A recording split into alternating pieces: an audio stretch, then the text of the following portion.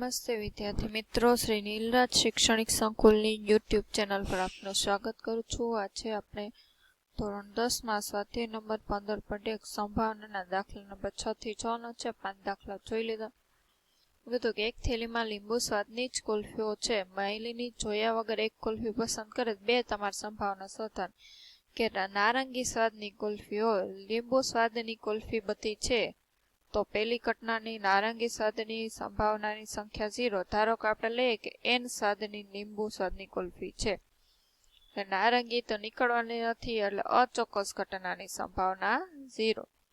એના માટે બીજું છે કે લીંબુ સ્વાદની કુલ્ફીની સંખ્યા, તો કે ધારો કે લીંબુ સ્વાદની કુલ્ફીની સંખ્યા n છે, એટલે જે કોઈ પણ પસંદ કરશે લીંબુ સ્વાદની કુલ્ફી પણ કેટલી નીકળશે, તો કે n ભાંગે n, એટલે શું આવશે, તો કે 1. એની સંભાવના 1. ત્યાર પછી એમ કીધું આપેલ છે કે 3 વિદ્યાર્થીઓના સમૂહના 2 વિદ્યાર્થીઓનો જન્મદિવસ સમાન ન હોય તેની સંભાવના 0.992 છે. તો 2 વિદ્યાર્થીઓનો જન્મદિવસ સમાન હોય એની સંભાવના, તો કે 1 - 0.992 કરી નાખવાનું. ખબર છે ને, પૂરક ઘટના છે, સૂત્ર ને તમારી રીતે મૂકી દીધું કે સમાન ન હોય એટલે P of E બહાર આપ્યું તમને, તો એ તમારે શોધવું હોય તો સૂત્ર છે તે કે P of E plus E બાર બરાબર 1. કિંમત મૂકીને કરતા કરી લેવાનું. 8મો, એક થેલીમાં 3 લાલ 5 કાળા દડા. એમ કીધું એક દડો પસંદ કરો, કાઢેલ દડો લાલ હોય.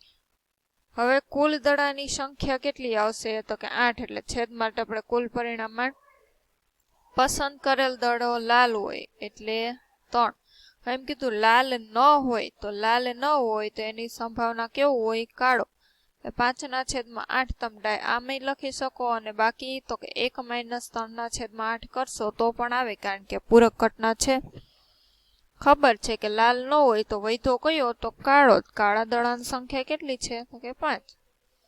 પછીનો દાખલો એવો છે કે પેટીમાં 5 લાલ લખોટી, 8 સફેદ ને 4 લીલી છે. પેલા તો કોઈ પણ આમ આપ્યું હોય કુલ શોધેલા, 5 ને 8 13 ને 4 કેટલી થશે, 17. ટોટલ 17 છે. આવું જે પૂછે ને એ અંશમાં લખતું જાવ. પેલું લાલ હોય એવી, તો લાલ રંગની કેટલી છે, 5. પેલાની સંભાવના તમે સૂત્ર મૂકીને ગણવાનું, એમને તમને કહી દો. બીજામાં કુલ તો બધા મેચ રહેવાની 17. હવે સફેદ કેટલી છે, 8. હવે એમ કીધું કે લીલી ન હોય, તો લીલી રખોટી કાઢી નાખશો તો વધશે કેટલી, લાલ ને સફેદ. 8 ને 5 13. તો લીલી ન હોય એની સંભાવના 13/17. આ દાખલો પણ એવો છે, એક ગલ્લામાં 50 એટલે 100 સિક્કા, 20 સિક્કા 120, 130, કે 50 100, 1 50, એટલે 100 ને 50 150, એમાં 20 170 ને 5 10, એટલે ટોટલ સિક્કા 180 થયા. હવે પેલો પ્રશ્ન શું પૂછ્યો છે, જોવો જી, કે 50નો સિક્કો હશે એની સંભાવના 50ના કેટલા છે, 100 છે. 100 છે, ઉડાડી દેવાનું, હજી ઉડી જશે ને, કે 2 5 10 ને 9 2 18. 5નો સિક્કો નહીં હોય એમ કીધું, 5ના સિક્કા 10 કાઢી લેવાના, વધશે કેટલા, 170 ના છેદમાં 180. નહીં હોય તો 10 કાઢી લે, તો હવે વધશે એમાંથી એકય 5નો હશે નહીં, તો 17/18. 11મો છે, ગોપી માછલી ઘર માટે દુકાનમાંથી માછલી ખરીદે છે. હવે દુકાનદાર મોટી ટાંકીમાંથી એક માછલી બહાર કાઢે. આ ટાંકીમાં 5 નર અને 8 માદા માછલી છે, તો કાઢેલ માછલી નર હોય એની સંભાવના, તો આપણે પેલા કુલ કેટલી હશે, 5 ને 8 13. એમાંથી નર માછલી હોય એની સંભાવના કેટલી છે, નરની સંખ્યા, તો કે 5/13. અહીંયા ચકાડ્યું ફરે છે. પેલો પ્રશ્ન કે તીર 8 તરફ નિર્દેશ કરે, કુલ અંક કેટલા છે, 8. 8 તરફ એમાંથી 8 તો એકવાર જ આવશે. પેલા પ્રશ્નનો જવાબ. બીજું, અયુગ્મ સંખ્યા, અયુગ્મ કેટલી છે, 1 2 3 અને 4. તો 4/8 એટલે 1/2 જવાબ આવશે. છેદ ઉડાડી દેશું એટલે ત્રીજું 2 કરતાં મોટી સંખ્યા, એટલે આ 2 કાઢી નાખો કેટલી વધશે? 6/8. જવાબ આવશે 2 તેરી 6, 2 ચોક 8. હવે 9 કરતાં નાની સંખ્યા, તો બાકીની બધી 9 કરતાં નાની જ છે. શક્ય પરિણામો 8 અને કુલ સંખ્યા 8. સંભાવના કેટલી થશે? તો કે 1. હવે 13મો છે કે પાસાને એકવાર ફેંકવામાં આવે છે તો અવિભાજ્ય સંખ્યા હોય. જો પાસાને ખબર છે પાસા ઉપર કુલ કેટલા હોય? 6 અંક હોય, એમાંથી અવિભાજ્ય આમ હોય ને 1, 2, 3, 4, 5, 6. તો અવિભાજ્ય કઈ થાય?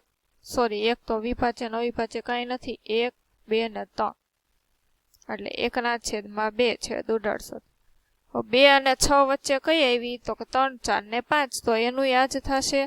અને અયુગ્મ સંખ્યા, અયુગ્મ એટલે 1, 2 ને 3. તો એનો જવાબ હોય 1/2. હવે છે સરખી રીતે ચેપેલા 52 પત્તામાંથી થોડીમાંથી એક પત્તું કાઢવામાં આવે. 52 માંથી થોકડીમાંથી એક પત્તું કાઢી લેવાનું છે. તો ઈ પત્તું એમ કીધું કે લાલ રંગનો રાજા હોય એની સંભાવના શોધો. તો કુલ 52 પત્તા છે, તો એમાંથી એક લાલ રંગનો રાજા તો એક જ હોય, પેલાનો 1/52. હવે એમ કીધું મુખ મુદ્રા વાળું પત્તું હોય. તો આપણે કાલે જોયું હતું કે મુખ મુદ્રા વાળા ટોટલ 4 હોય ને 13 ના, તો 1 માં 3 હોય તો 12 થાય. 12/52 મુખ મુદ્રા વાળા થાય.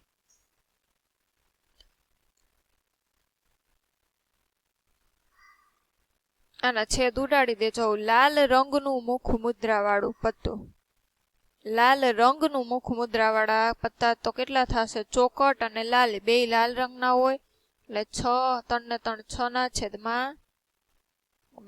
હવે લાલ નો ગુલામ એ કયો આવશે? તો કે 1/52. કાળીનું પત્તું, કાળીના પત્તા કુલ કેટલા હોય? તો કે 13. એક સમૂહના 13 હોય. ચોકટની રાણી તો એ તો એક જ હોય. બધા છેદ ઉડાડીને અવિભાજ્ય સંખ્યા પરિવર્તિત કરવાનું. એમ કીધું 5 ચોકટના પત્તા 10 ગુલામ, રાણી, રાજા ને એકો નીચેની તરફ રાખીને ગોઠવેલા છે. એક પત્તું ખેંચવામાં આવે. એમ કીધું પત્તું રાણીનું હશે એની સંભાવના કેટલી? કુલ પત્તા કેટલા છે? 5. એમાંથી રાણીનું તો એક જ હોય, 1/5. હવે એમ કીધું રાણીને કાઢીને બાજુએ મૂકીએ તો હવે પત્તાની સંખ્યા કેટલી થઈ ગઈ? 4. તો એમ કીધું કે એકો હોય એની સંભાવના તો 1/8 ને રાણી હોય એની, તો કે રાણી કાઢી લીધી છે તો રાણીની સંભાવના 0/4. એમ કીધું 12 ખામીવાળી પેન સારી પેનમાં ભળી ગઈ છે. હવે એમ કીધું કે ખામીયુક્ત છે કે ને એમને ખબર ન પડે. એક પેન કાઢીએ તો એ ખામી રહિત એટલે કેવી હોય? તો કે સારી હોય એની સંભાવના. તો પેલા કુલ પેનની સંખ્યા તમારે 132 અને 12, કુલ પેનની સંખ્યા 144 થશે.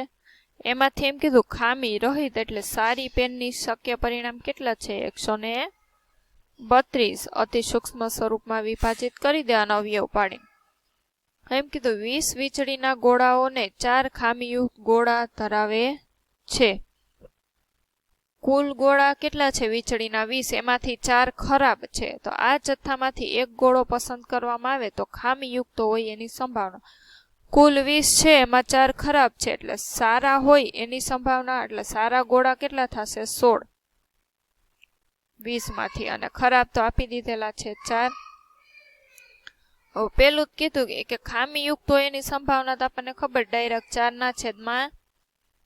હવે એમ કીધું કે ધારો કે એકમાં કાઢવામાં આવેલ ગોળો ખામીયુક્ત નથી અને તેને પાછો મૂકવામાં પણ નથી આવે. જો એકમાં કાઢી લીધો ને ખામીયુક્ત નથી અને પાછો એટલે સારો છે, હવે પાછો મૂકવામાં નથી આવ્યો તો 20 ગોળા હતા કુલે, એમાંથી એક કાઢી લીધો તો વૈધા કેટલા? 19.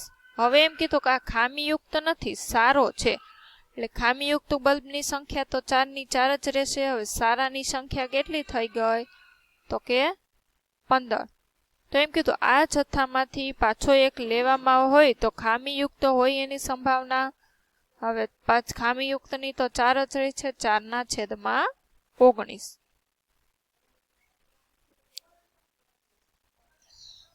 હવે 18મો, એક ખોખામાં 1 થી 90 સુધીના અંક લખેલા 90 ગોળ તકતીઓ છે. ખોખામાંથી એક તકતી કાઢવામાં આવે તો તેના પર 2 અંકની સંખ્યા 1 થી 90 સુધીના છે. 2 અંકની સંખ્યાની શરૂઆત ખબર છે. પહેલી 2 અંકની સંખ્યા કેટલી થશે? 10. હવે 10 થી તે 90 વચ્ચે કુલ કેટલી થશે? તો કે એમાંથી 90 માંથી 9 બાદ કરી નાખો તો 81 થશે. પેલાનું કે 2 અંકની સંખ્યા 81 ભાગ્યા 9 એટલે 90 81 1/9 આવે પહેલું પરિણામ. પછી એમ કીધું કે સંખ્યા પૂર્ણ વર્ગ હોય. એટલે પૂર્ણ વર્ગ આપણને ખબર છે કઈ કઈ આવે? 1 થી 90 ની વચ્ચે એક તો 1, પછી પૂર્ણ વર્ગ 2 નો વર્ગ 4, 3 નો વર્ગ 9, 5 નો 4 નો 16, 5 નો 25, 36, 7 નો 49, 8 નો 64 અને 9 નો 81. પછી ઓલું 100 થઈ જાય દી તો હાલે નહીં. કુલ પરિણામ કેટલા થયા? તો કે 1, 2, 3, 4, 5, 6, 7, 8 અને 9. 9 ના છેદમાં 90. કુલ 90 છે ને એટલે આનો વિરુદ્ધ આવશે. એમ કીધું 5 વડે વિભાજ્ય હોય તેની સંભાવના. તો 90 વચ્ચે 5 વડે વિભાજ્ય 5, 10 એમ કુલ ગણશો તો 18 આવશે. 18 ના છેદમાં 90 એટલે 18 પંચા 90, 1 ના છેદમાં 5. એક બાળક પાસે એવો પાસો છે જેની 6 સપાટીઓ નીચે પ્રમાણે. હવે એમ કીધું એકવાર ઉછાળવામાં આવે તો એ મળે. કુલ કેટલી? 6 સપાટી છે. કુલ પરિણામ એ મળે જો હજી કેટલી વાર છે? 2 વાર. પછી ડી મળે. ડી કેટલી વાર છે? 1 વાર. તો 1 ના છેદમાં 6. હવે આ દાખલો પરીક્ષાની દ્રષ્ટિએ જો અહીંયા લખ્યું છે કે દ્રષ્ટિબિંદુ નથી એટલે પરીક્ષામાં તો કે પૂછાવાની શક્યતા છે નહીં એટલે એ આપણે ધ્યાને લેવાની જરૂર નથી. હવે એમ કીધું એક જથ્થો 124 બોલપેન ધરાવે છે. એમાં 20 ખામીયુક્ત ને બાકીની સારી.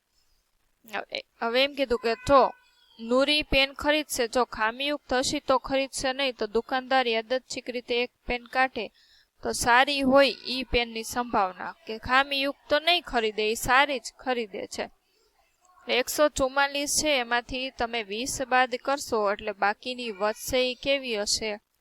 કે સારી. 122 સારી વધશે. નૂરી ખરીદે છે. કુલ 144 છે એમાંથી 122 સારી છે તો એની સંભાવના ગોતી લે. પેન ખરીદશે એને સારી જ ખરીદવી છે એટલે સારી હોય તો ખરીદશે. ખરીદવાની સંભાવના આ ને નહીં ખરીદે એની તો કે એમાંથી 20 ખરાબ છે. નહીં ખરીદે એની સંભાવના આટલી થશે. એમ કીધું ઉદાહરણ 13 પાસાવાળો. મેં તમને કીધું હતું ને 2 પાસાનો ઉછાળો એટલે 1, 1, 1, 2, 1, 3 એમ 36 પરિણામ કોણ મળે. હવે સરવાળો આમ કરશો કે 2 હોય એવું 1 ના છેદમાં 2 સરવાળો એના ઉપરના અંકોનો આમ હોય ને કે 1 ને 1, 2 આવું એક જ પરિણામ મળશે. પછી સરવાળો 3 હોય એવા તો કે 1, 1, 2 વાળો કાઉન્સ હશે ને 1, 2, 1 વાળો એમ. કુલ આપ્યા જ સરવાળો 4 હોય એવો તો કે આવી રીતે મળે છે. હવે એમ કે એક વિદ્યાર્થી એમ કે છે કે પ્રત્યેકની સંભાવના 1 ના છેદમાં 11 છે. જો જે એકયની સંભાવના 1 ના છેદમાં 11 આવી તો કે આ દલીલ સાથે સહમત છો? તો કે ના. શું કામ? કારણ કે એકયમાં 1 ના છેદમાં 11 સંભાવનાનો જવાબ આપતો નથી. હવે એમ કીધું એક રમતના મેદાનમાં રૂપિયાના સિક્કાને 3 વાર ઉછાળો અને તેનું પરિણામ દરેક વખતે નોંધવાનો છે. જો તમામ વખત ઉછાળાતું સરખું પરિણામ મળે, ત્રણેય છાપ અથવા ત્રણેય કાંટો મળે તો હનીફ રમત જીતે, અન્યથા હારે. તો હનીફ હારે તેની સંભાવના. તો કુલ કેવા 8 પરિણામ થાય. તમે 3 વાર સિક્કો ઉછાળશો ને એટલે કા 3 વખત છાપ કા 3 વખત કાટ. જો 3 વખત છાપ ને 3 વખત કાટ મળે તો ઈ જીતે, બાકી હારે. તો બાકીના વધશે કેટલા? તો કે 2 પરિણામ કાઢી નાખશો 6 વધશે તો 6 ના છેદમાં 8. તો હારે એની સંભાવના 1 ના છેદમાં કેટલી આવશે? 2 તેરી 6 2 ચોક 8. 3 ના છેદમાં 4. હવે 2 પાસાને ઉછાળવામાં એકય ઉપર 5 ન મળે એના 25 પરિણામ આવશે અને 5 મળે એવા તો કે વિરુદ્ધ આવે. વધશે કેટલા? 11 ના છેદમાં. આ પણ એવું જ છે. પરિણામ સમસંભાવી છે, 2 છાપ અથવા તો 2 કાટ, એટલે શું આવે તો કે સાચું. અને ઓલામાં શું આવશે? શક્ય પરિણામ